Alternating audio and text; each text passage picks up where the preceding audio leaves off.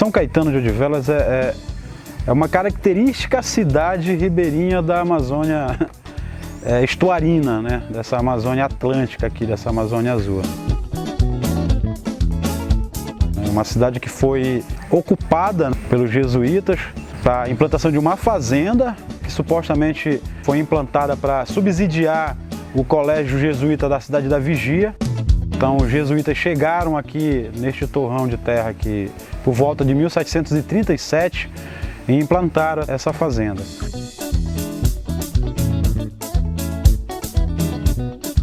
Mas a gente já encontrou indícios de povos pré-ocupação colombiana aqui. Já há indícios de povos nativos aqui. Por sinal, São Caetano está com um projeto arqueológico onde foi encontrado aqui 11 sítios arqueológicos, né, que estão no processo de estudo, de levantamento de dados para iniciar a prospecção, para a gente entender melhor essa ocupação aqui dessa região de São Caetano de Odivelas.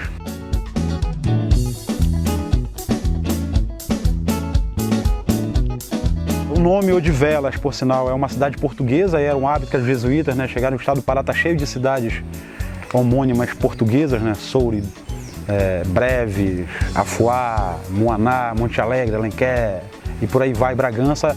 Odivelas não é diferente. Só que aqui os jesuítas, quando chegaram, eles puseram o espaço, a fazenda, sob a proteção de São Caetano da Divina Providência. Então eles chegaram aqui exatamente no dia 7 de agosto, que é dia de São Caetano da Divina Providência.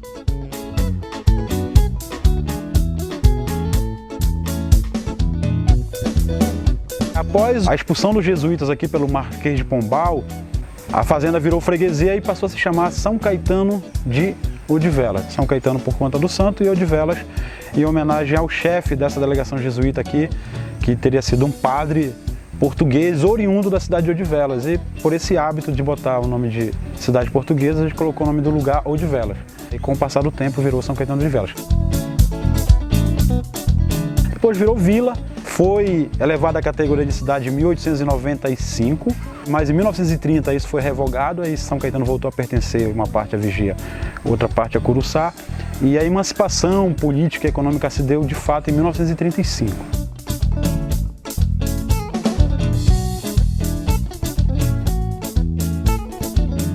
Então São Caetano é essa cidade basicamente de um cotidiano cultural pesqueiro, extrativista, né? Tem o caranguejo como um grande objeto, um grande produto que é propagandeado, né? E a sua pesca também é muito intensiva e agora com a pesca esportiva está mais evidente ainda, né? A gente já consegue ver até alguns conflitos aí entre a pesca mais artesanal e a pesca esportiva. É uma cidade que está localizada dentro de uma área de Resex, da Reserva Extrativista Mucapajuba. Ela foi implantada em 2014.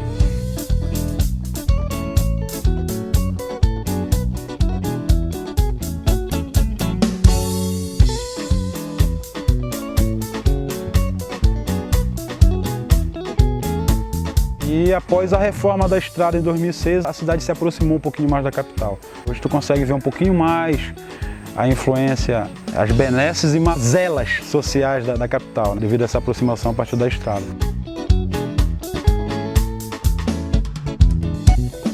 Mas é uma cidade extremamente aconchegante, hospitaleira, com apelo cultural muito forte, com potencial turístico também a ser explorado, com uma economia que é baseada no comércio, na pesca e na extração do caranguejo. Tem no caranguejo seu principal produto gastronômico aqui, né? O caranguejo odivelense é conhecido nacionalmente, tanto é que a gente tem um festival que é realizado em dezembro anualmente, né? Que é o Festival do Caranguejo. A pesca esportiva está sendo muito explorada aqui, muito evidenciada, né? Isso trouxe empresários, não para implantar seus negócios, mas para tomar a cidade como um lazer.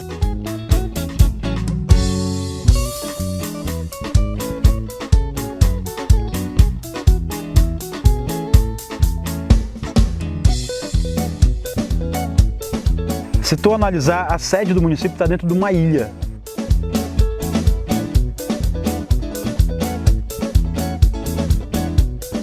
O município é extenso, ele tem uma área mais de salgada e uma área de água doce. Mas a sede do município ela se localiza dentro de uma ilha, mesmo cercada de mangue.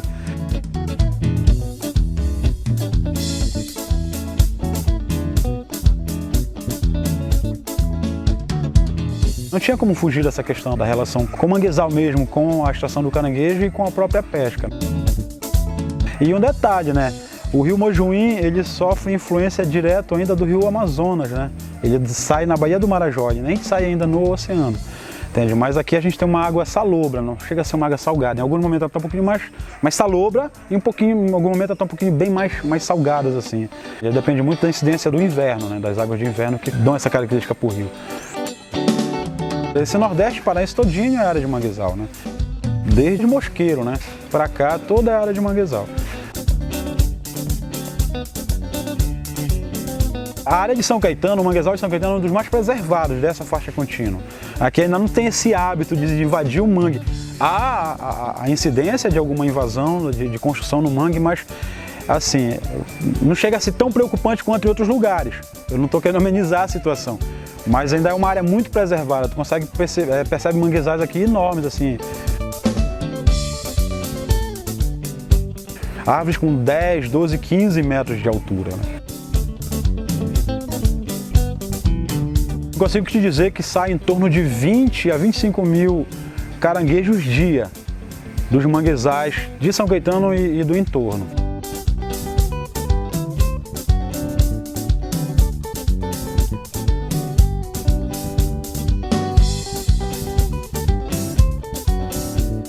Hoje há um respeito maior com a defesa, porque olha que é interessante.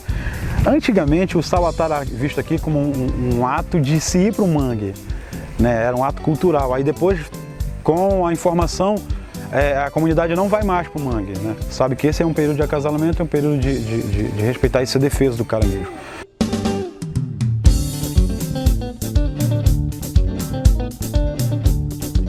Um outro dado interessante, uma outra característica de São Caetano é a seguinte: tu não vais ver as pessoas diariamente se alimentar de caranguejo. Eu me arrisco a dizer que 80% do caranguejo de São Caetano sai in natura daqui, é exportado in natura. Não há essa verticalização da produção aqui. É muito pequena ainda essa cata da massa do caranguejo para comercialização. Aqui ele sai basicamente in natura. Na verdade, isso aqui é uma questão mais só de fama, né? O caranguejo de São Caetano, mas não tem uma característica diferente. Na verdade, é um estudo que diz que por conta da alimentação do caranguejo, da preservação, ele pode deixar um gosto melhor ou não no preparo do caranguejo, mas aí eu também não sou especialista na área para te falar acerca disso.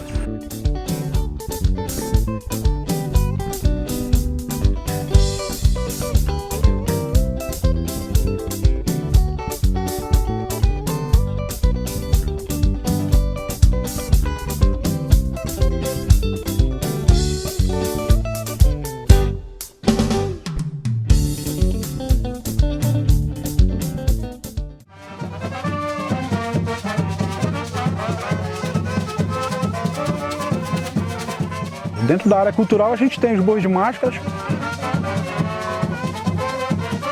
que é a principal referência, é uma manifestação singular originária de São Caetano, mas que a gente já vê a ocorrência do boi de máscara em outros lugares.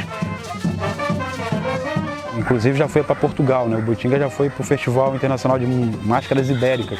Em 2018 foi levar um pouquinho da cultura de violência para lá. E a gente tem outros grupos aí que conseguiram se evidenciar, principalmente com o advento das redes sociais.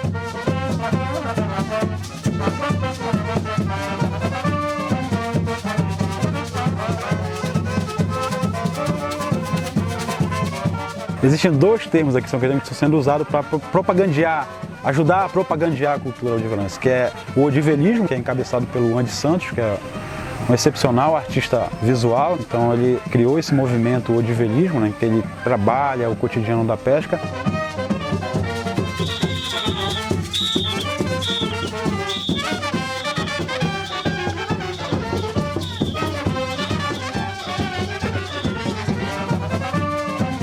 E tem o odivelidades, que seria a característica mais do cotidiano cultural, daquela pessoa que, sendo nato ou não de São Caetano, mas consegue viver a cultura odivelense. Seja na área da pesca, seja na área da religiosidade, na área da literatura, na área da cultura popular.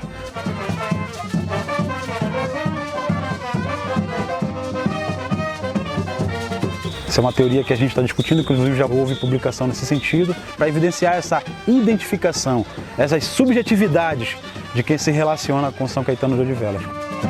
sendo nativo ou adotado.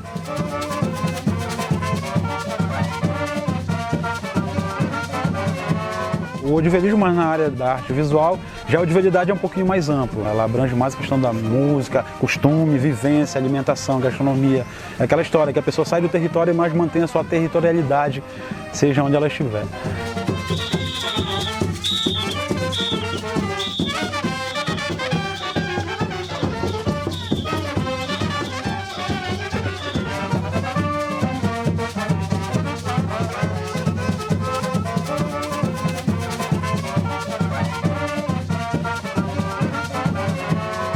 Que é a cultura, né?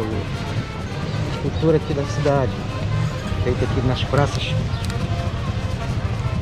aqui de São Caetano, né? É um projeto nosso, né? Aí, meu, no caso, aí foi apresentado para a prefeitura aceitou, né? E a gente está colocando nas praças a cultura. É um peru cabeçudo, aí agora o pescador, o Santo Caetano, caranguejo, que é da cidade, né? E outras coisas mais que vem. É gratificante, né, cara? Fazer isso. Faz uma armação de ferro, depois vem a tela, aí depois o cimento, né? Aí para ele dar esse formato. Uma garantia também.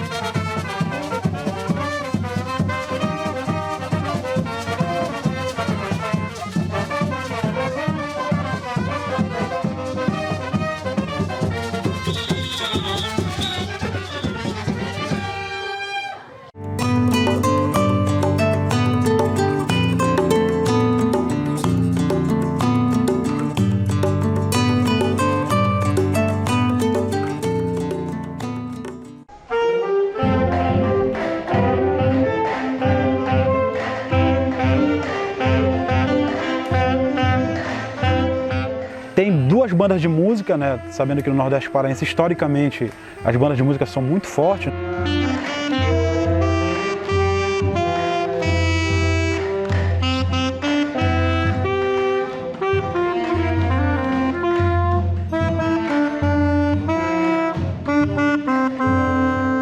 Colares, Vigia, Marapanim, Curuçá tem bandas centenárias e não diferente de São Caetano.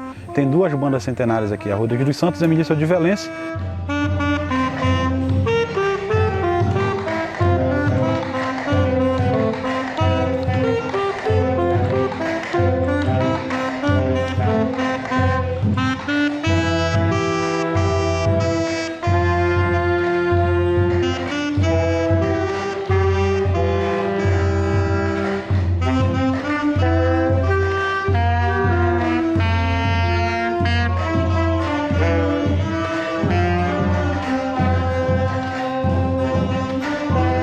Já sou músico da banda Rodrigues dos Santos há 23 anos, né? Componho a banda. Atualmente estou como presidente da entidade e professor da escola também.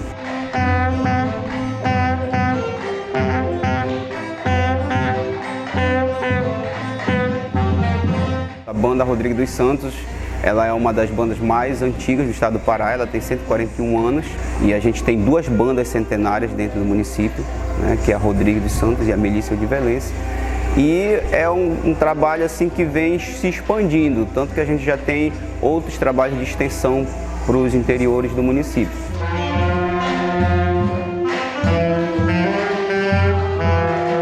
A escola de música ela já está há mais de 40 anos, né? Desde que quando o professor Márcio Cardoso entrou como regente, ele era aluno da escola, virou professor e reestruturou a escola de música, atraindo alunos com interesse para estudar música, e assim começou o trabalho de reestruturação da banda.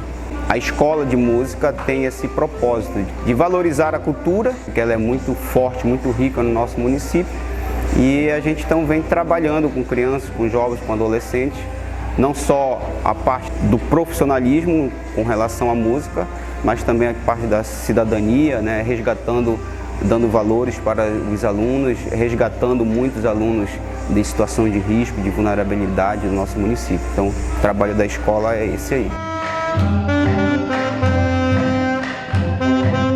O propósito também da escola é formar esses adolescentes e que eles também toquem, que eles sejam músicos da banda Rodrigo dos Santos. Já tivemos músicos, alunos da escola, que hoje estão aí nas Forças Armadas, estão tocando fora até do estado do Pará. Então, graças a esse trabalho de profissionalização da entidade. Todas as outras manifestações culturais, elas também perpassam com a presença do músico, né? Tanto os Boi de Máscara, a orquestra são os músicos das bandas, o carimbó também são os músicos das entidades, cordão de pássaro. Normalmente o repertório da banda é mas que também não deixa de ter uma similaridade com o que eles tocam fora. Por exemplo, o carimbó. A banda é uma banda muito eclética, a gente vai do popular, do MPB, do paraense ao erudito, ao clássico. E eles acabam que nos grupos por onde eles passam, por onde eles integram, e não tem tanta dificuldade porque a banda trabalha isso também, né? A gente não tem só uma linha de musical, a gente é bem eclético. É o carimbó, é o clássico, semiclássico. Nossa perspectiva é sempre manter o trabalho, buscando novos elementos, buscando novas parcerias para que o trabalho continue.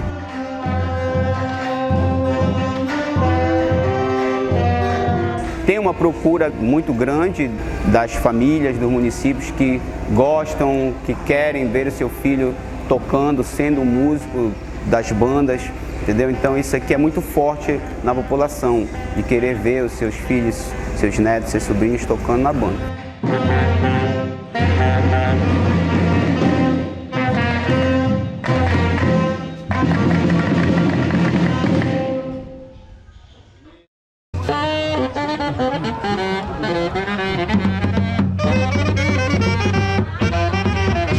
Na oralidade da população, da comunidade, o primeiro boi de máscara surgiu em 1930. Teria sido o primeiro boi de máscara, um boi chamado ribanceira. Então, 30 é a data que a gente tem como o início da festa. O Tinga com Faceiro, com os mais antigos, eles são de 1937, né, 7 anos após ter surgido. Então, de 37 para cá, o Tinga manteve um trabalho, o Faceiro ele brincou até 47, desapareceu e ressurgiu em 98. Então, dentro dessas características dos bois de máscara, fugindo um pouquinho dessa questão mais historiográfica, ele tem alguns personagens e características que se aproximam do carnaval, mas a manifestação não é uma manifestação do carnaval, do período do carnaval, é uma manifestação de matriz junina. Ele surgiu a partir do bumbá tradicional e a partir dos cordões de bicho. Seria uma fusão dessas duas manifestações aqui e recebeu um tempero de violência e se configurou com o formato que tem hoje. O boi de máscara ele foi para o carnaval em 2006, bem recente. Por sinal, foi uma iniciativa do Boi Faceiro, que a gente percebeu que naquela época estava muito homogêneo o carnaval, né? E a gente tinha um elemento aqui, que ainda que fosse de matriz junina, mas que a gente percebeu que poderia encaixar aí no carnaval. Aí veio essa sugestão de fazer o Arrastão do Boi Faceiro, em 2006. E a gente trouxe o boi para o carnaval. No início a gente recebeu muita resistência por conta do pessoal mais tradicionalista, que dizia que o boi só deveria sair em junho. Mas aí em 2009 o Tinga veio para a cena do carnaval também, e a partir daí a gente percebeu que foi um elemento que se encaixou bem com o carnaval. Só que a matriz do carnaval, o que ele faz no carnaval é bem diferente do que acontece em junho. No carnaval a gente faz um cortejo direto, um arrastão. Em junho não, o boi ele faz uma espécie de esmolação nas casas. Vai brincando de casa em casa, com uma configuração bem diferente do que acontece no carnaval. Só para esclarecer isso, que apesar das características carnavalescas, o boi ele é de matriz junina. Na quadra junina, tu tem hoje 30 grupos que compõem a cena da manifestação. Entre aqueles que têm mais apelo, como Tinga, Faceiro, Vaca Velha, Mascote, que tem mais apelo popular, quanto grupos das comunidades do interior, que tem muita força nas suas localidades.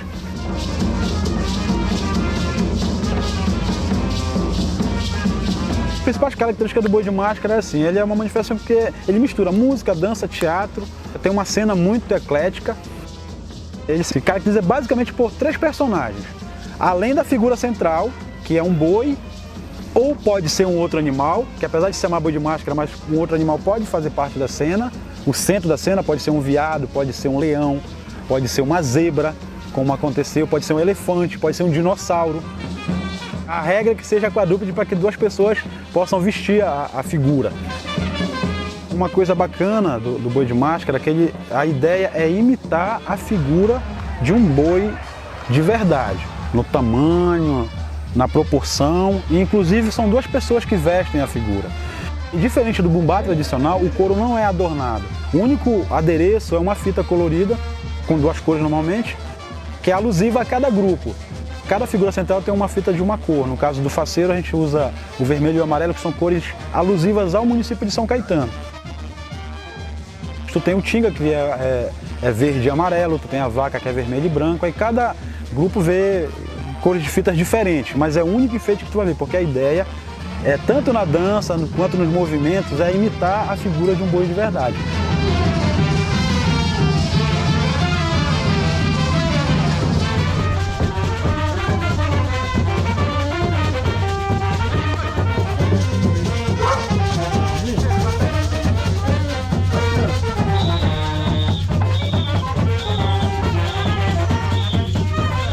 Já trabalho há 11 anos confeccionando o boi de máscara, né? Criando os bois. As pessoas trazem para me ajeitar, ou confeccionar, ou fazer um outro. Eu faço, independente do tamanho, se é mirim, miniatura. Aí eu faço nos mesmos materiais, às vezes as miniaturas também, eu faço também de vara. Encapando do mesmo jeito, com os mesmos materiais. Essas aqui são de parâmetro. Madeira que se encontra no mato, aqui são madeiras que podem ser envergadas facilmente, né? A gente manipula ela, que às vezes elas estão meio tortas. A gente mesmo retorce ela para que ela pegue umas curvas melhores do que as varas comuns. Na época, o tio do Reis, que era o principal artesão daqui de São Caetano, a idade já estava pesando, né? Eu pedi para ajeitar o Tinga na época. Eu já tinha mexido no mascote. Pronto, daí eu mexi no Tinga em 2012. Em 2011 eu tinha mexido no mascote, ajeitado o mascote. Aí daí então não parou mais. Quando chega mês de abril, começa as confecções dos bois de máscara. Abril, maio. A estrutura básica ela é as varas vergadas, elas são amarradas e pregadas, com pregos pequenos que não dei para rachar muito, mas que dei para segurar. E aí vem a parte da cabeça que também é pregada na estrutura do corpo das varas.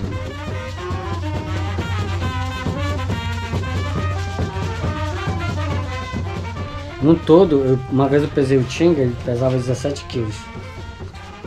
17 quilos. Só que sem a esponja de dentro, a esponja que protege a gente de não se ferir muito nas varas.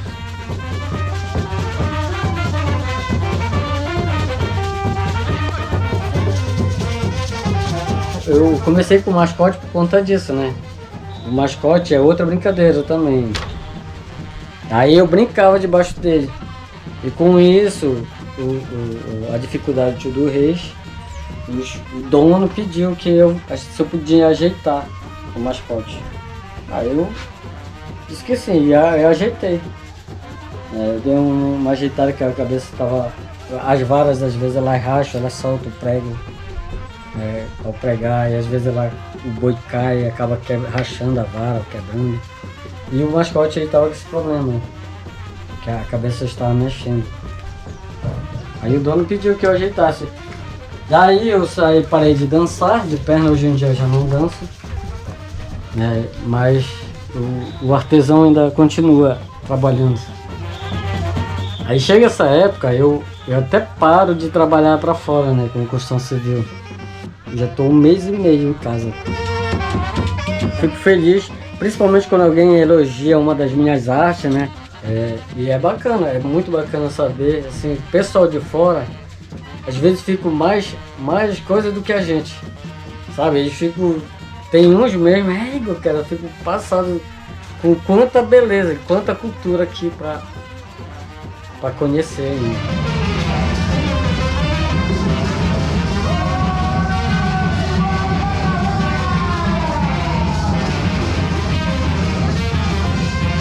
E outro detalhe, né? Aqui você não chama de tripa do boi, aqui é chamado de perna, né? Se for chamar de tripa aí tu vai ter problemas. A gente aqui, a gente usa a calça que é para parecer a perna, por isso que é denominado perna do boi. Porque a parte de dentro, daqui para cima tu pode usar qualquer roupa, que é a que fica lá dentro, que é denominado tripa, seria a tripa, né? Mas o que aparece é daqui para baixo, por isso que é perna. Eu falo não chama de tripa.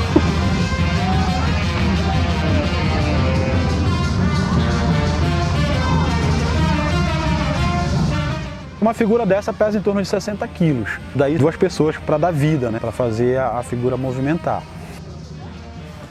Normalmente são meninos que, primeiro, tem que ter um porte físico para segurar o tranco e eles precisam ter um sincronismo na hora de brincar embaixo do boi.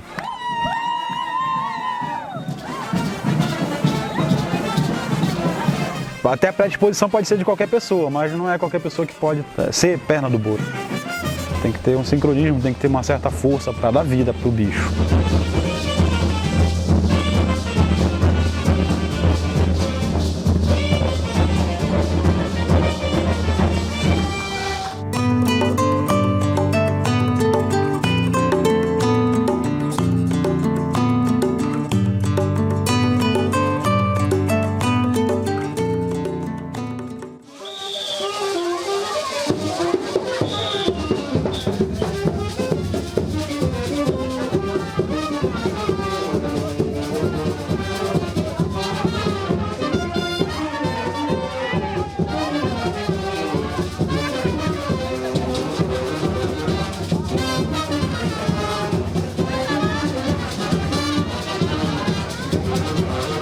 Tu tem quanto personagem? O peru mascarado, que é o mais colorido dos personagens. Aí esse peru ele lembra o Pierrot do carnaval. Veste um macacão listrado com cores multicoloridas. O capacete no formato morisco, né, que é confeccionado com talas de tucumanzeiro. Depois enfeitado com passa-manaria e algumas flores coloridas. A máscara de nariz pontiagudo, que é característica do boi de São Caetano, né? Ou seja, são 3 elementos muito próprios da manifestação.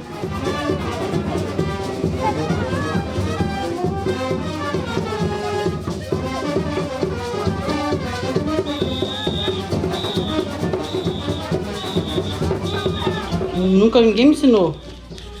Eu desenvolvia através dos tempos, olhando as pessoas brincando no boi. E chegou um certo dia que falei, eu vou tentar fazer. Comecei fazendo os cabeçãozinhos. Então primeiro eu fiz, ficou feio. Eu fui tentando fazer, daí as pessoas vieram procurar para comprar.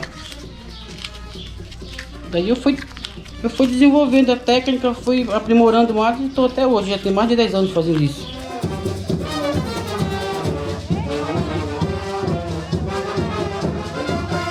E a cola que a gente usa é artesanalmente, é a goma que usa para fazer o tacacá.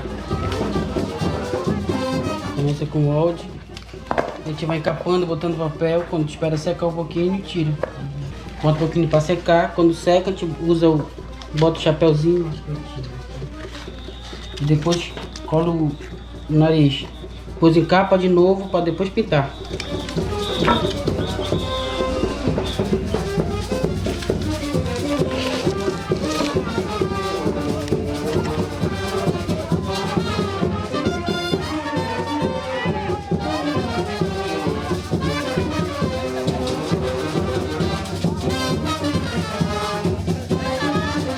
Aí além desse peru que dá o colorido, que dá a alegria, dá a dança para a manifestação, tu tem o cabeçudo, para mim um dos mais hilários da cultura popular do estado do Pará. E é nato de São Caetano. Aí qual a composição? Uma cabeça gigante, né, que é confeccionado em paneiro, né, que é a técnica da cestaria, faz um paneiro, ele é encapado na técnica da papietagem, tu pinta ali um rosto grotesco ali, aí fica uma cabeça gigante num corpo minúsculo, né, porque o paletó ele prende na cintura do brincante, então dá essa conotação de uma cabeça gigante e um corpo minúsculo, né, os braços todos molengos ali, então fica uma figura bem grotesca e engraçada.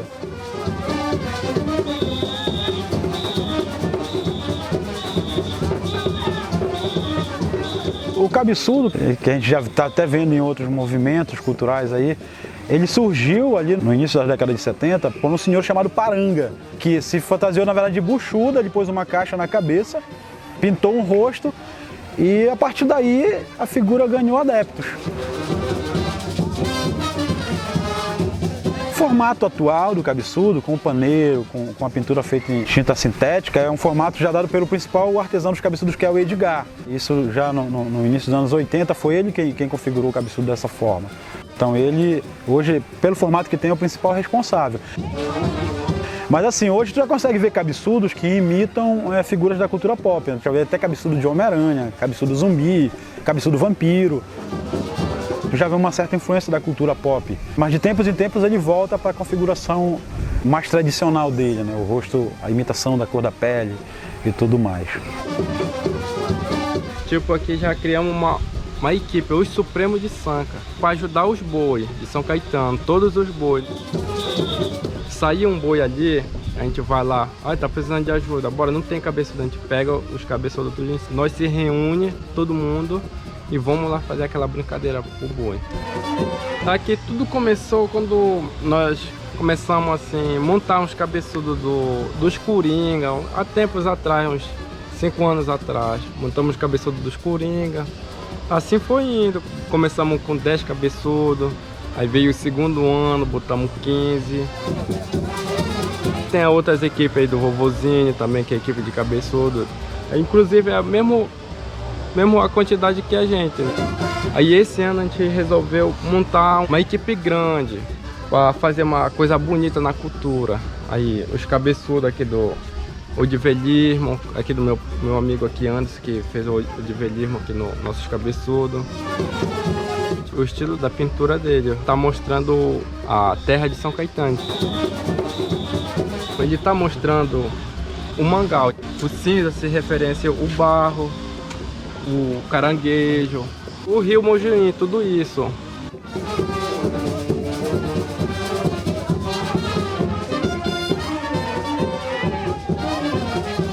A gente manda preparar o paneiro, aí a gente vai tecendo colando com papel, entendeu? Aí a gente faz o nariz, a orelha, tudo mais. Aí depois que a gente seca tudinho, ele vai receber a pintura.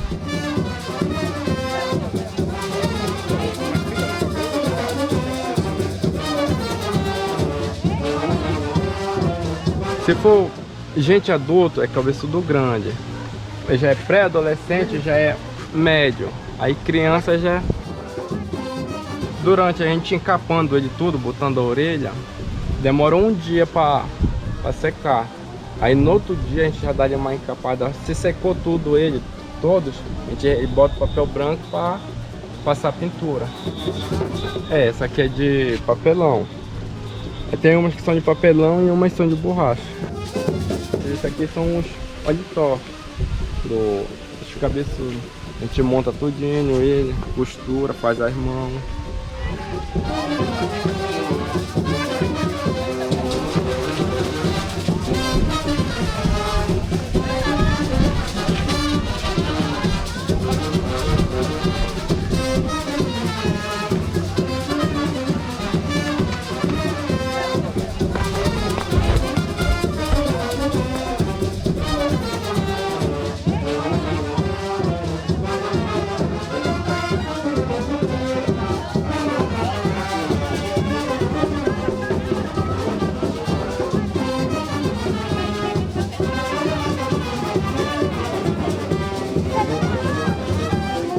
Além desse personagem tem o buchudo.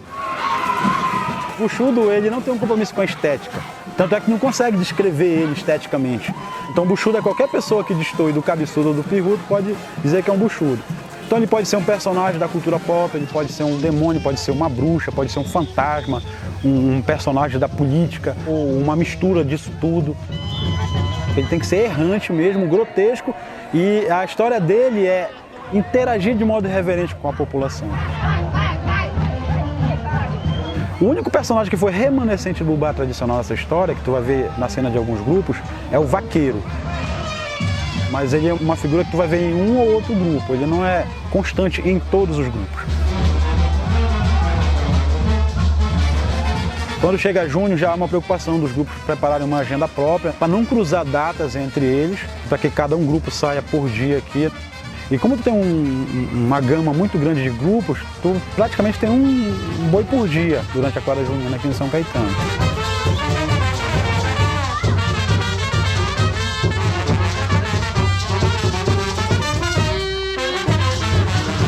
A questão é divertir a cidade, é envolver a cidade. Todo dia que tiver boi na rua, todo dia tem mutuca atrás. Essa bandeira, ela marca, ela avisa, né, a população de que naquele dia esse boi vai sair, né? No caso, o faceiro vai sair no dia de hoje, a gente põe a bandeira comunicando à cidade que o boi vai sair. Hoje tu tem outras alternativas, né? Tem carro-som, tem rede social, né? Mas a gente mantém essa tradição de pôr a bandeira na frente da casa como um anúncio de que, especificamente nesse dia, o boi vai para a rua. Faz um carteado, esse carteado tu faz uma seleção de casas, aí o anfitrião ele aceita ou não, que o boi vai na casa dele, daí é feito um mapazinho dessas casas e o anfitrião ele colabora com um valor ali, em média 10, 20 reais, e esses valores eles são revertidos para custeio, para ajudar a custear a orquestra.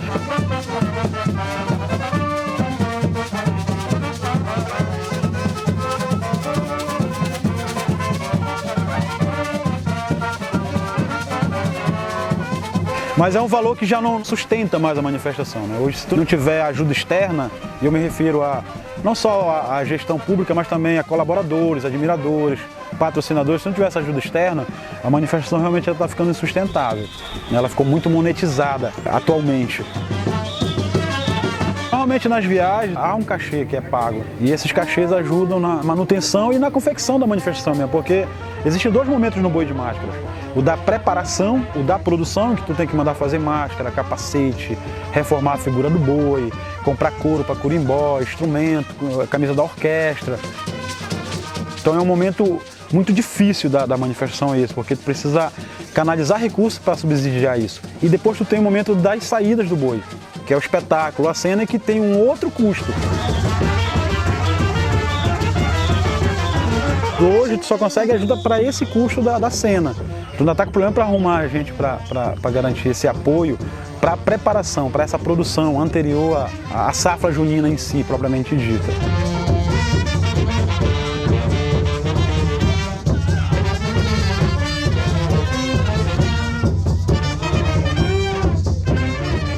Essa musicalidade do boi ela é muito própria por conta dessa vida que as bandas de música ofereceram para a cidade ao longo do tempo. A musicalidade de São Caetano é muito forte, é muito característica. E o boi de máscara também tem, na sua musicalidade, uma característica muito singular, um barulho muito porrado assim.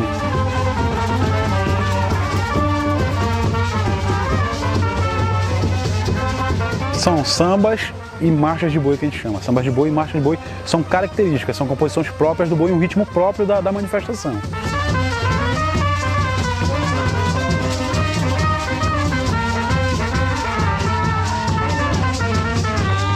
A orquestra chama e ele vai surgir de algum canto onde as pessoas vão ficar esperando ele aparecer.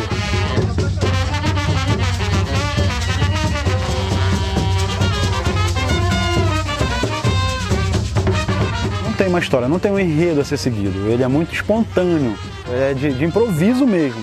Não tem essa história a ser contada como acontece no bubá tradicional. O único roteiro que ele segue é o seguinte: no primeiro dia ele surge do imaginário, cumpre sua rotina de safra junina e no último dia ele foge para não ser morto. E ele fica no imaginário. É cultura popular na sua essência, né? A população ela participa diretamente na concepção da manifestação.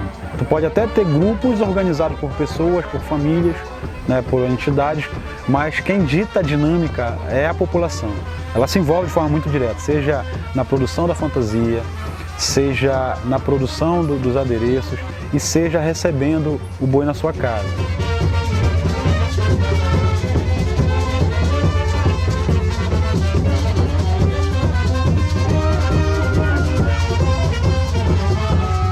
Aí tu consegue envolver a comunidade de modo geral mesmo. Alguns grupos têm um trabalho mais social, por exemplo, o Faceiro. A gente tem uma parceria com o Faceiro Júnior, que é um grupo de crianças, e que em algum momento eles fazem a transição do grupo de criança para o adulto. E tu consegue agregar jovens com alguma vulnerabilidade social e que com falas, com um abraço, com afago, com oportunidade, tu consegue redirecionar a vida dessas pessoas, com algum exemplo. Então, socialmente, o boi de máscara ele é fundamental para São Caetano de Oliveira. Fora a questão profissional, porque tu tem a questão do músico quanto profissional, né? São jovens da própria comunidade que tocam aqui, né? Então consegue ganhar o seu próprio recurso. Não é o suficiente para resolver seus boletos, mas com certeza ajuda. O artesão que produz, né, nessa época é um recurso que circula. Ainda tem a questão de quando o boi está na rua, o ambulante também consegue, ou seja, a economia do município circula muito quando tu tem um boi de máscara na sua essência, na essência dele, mas ele consegue fazer com que a economia circule. Então, socialmente, ele é fundamental para São Caetano.